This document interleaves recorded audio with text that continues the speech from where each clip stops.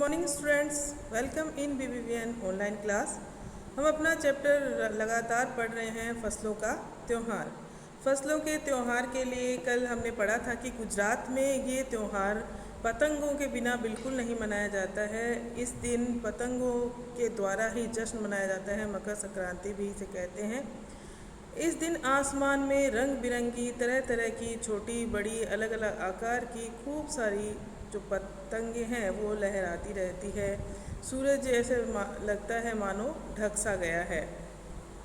हजारों लाखों पतंगे आसमान में लहराती है। अब देखिए, कुमायूं में मकर संक्रांति को घुघुतिया भी कहते हैं। कुमायूं में क्या कहते हैं? मकर संक्रांति को घुघुतिया, अर्थात ये भी एक तरह का फसल का त्यौहार ही है। तो इस दिन आटे और गुड़ को गूंथ कर पकवान बनाए जाते हैं। इन पकवानों को तरह तरह के आकार दिए जाते हैं, जैसे डमरू, तलवार, दाड़िम का फूल आदि।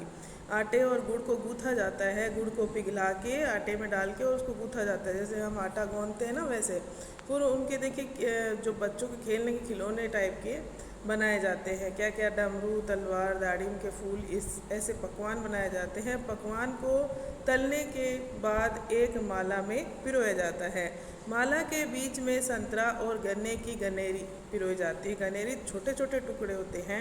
ऐसे एक तो गन्ना बहुत बड़ा होता है, उसमें से आप देखते हो कि ना, उसमें ऐसे बीच बीच में लाइनें लाइनें बनी हुई होती है। उनको तोड़ते हैं तो हम उसी आकार का वह टूटता है, उसी को कहते हैं गनेरी। वो उनके बीच बीच में पिरोया जाता है।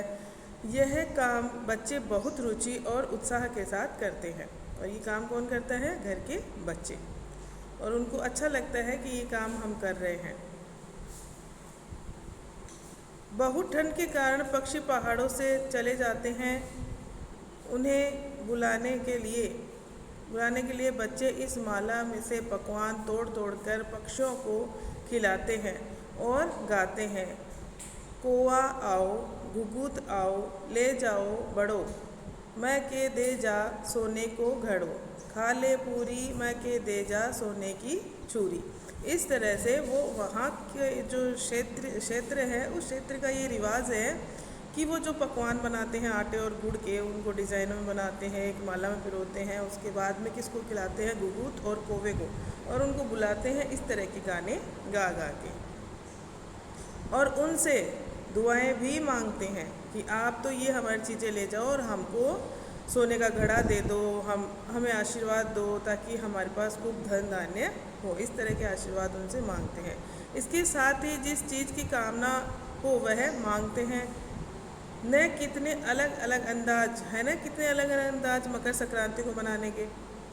कहीं दूध, चावल और गुड़ की खीर बनती है, तो कोई 5 प्रकार के नए अनाज की खिचड़ी बनाता है। कहीं कहीं लोगों का सैलाब नदी में स्नान के लिए उमड़ पड़ता है।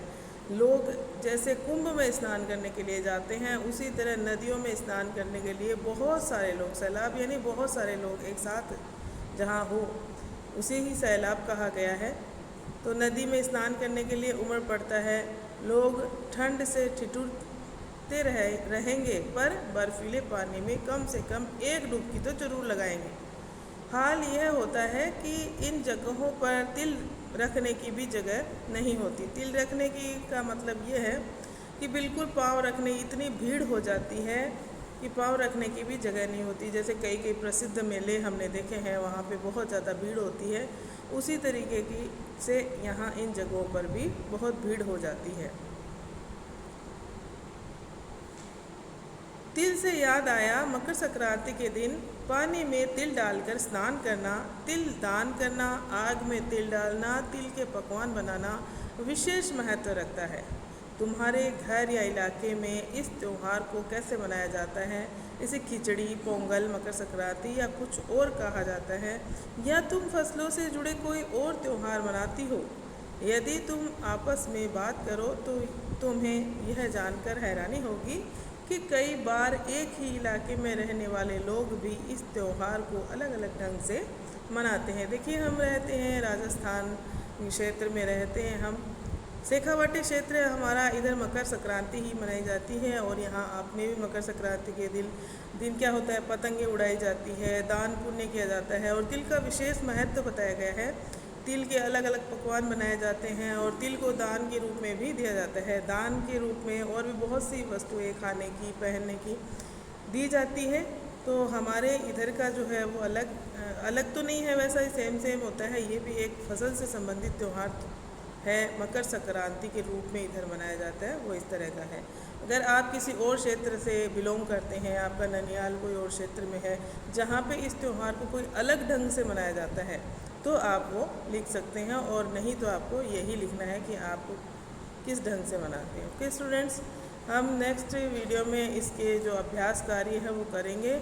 तब तक आप इस चैप्टर को अच्छे से 2 से 3 बार रीडिंग लगाएंगे, कम से कम 2 से 3 बार इसकी रीडिंग आप पूरे चैप्टर की लगाएंगे, तब जाके आपको ये चैप्टर अच्छे से समझ में तो आ रहा है, लेकिन इसमें याद करने योग्य बातें बहुत ज़्यादा है, और इसी में से हमारे जो प्रश्न हैं उनके उत्तर बनेंगे। ठीक है, थैंक यू।